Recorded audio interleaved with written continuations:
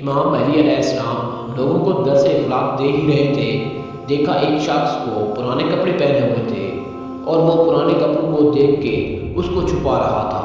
بس امام مہدی علیہ السلام نے جیسے ہی دیکھا، آپ تمام لوگوں سے مخاطب ہو کے فرمانے لگے، اے لوگوں، میں نے اللہ کے رسول صلی اللہ علیہ وآلہ وسلم سے سنا کہ 3 چیزوں کو لے کر کبھی نہ شرمانا۔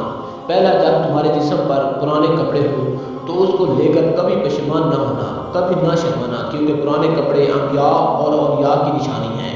پرانے کپڑے انسان میں تکبر کو ختم کرتے ہیں اور انسان کی روح کو طاقتور بناتے ہیں۔ دوسرا، غریب دوست پہ کبھی شرم محسوس نہ کرنا، کیونکہ میں نے اللہ کے رسول سے سنا کہ اکثر وفادار دوست غریب ہوتے ہیں۔ اور تیسرا، بوڑھے والدین پہ کبھی شرم محسوس نہ کرنا۔ یاد رکھنا، جو انسان بوڑھے والدین پہ فخر کرتا ہے، ان کی خدمت کرتا ہے، تو آخرت میں بس یہی ایک عمل ہے، اس کی جنت میں جانے کے لیے کافی ہے۔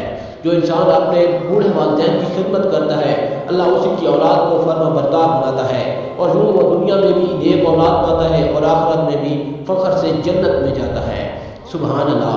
دوستو، اللہ پاک ہمیں بھی اپنے والدین کی خدمت کرنے کی توفیق عطا فرمائے، آمین۔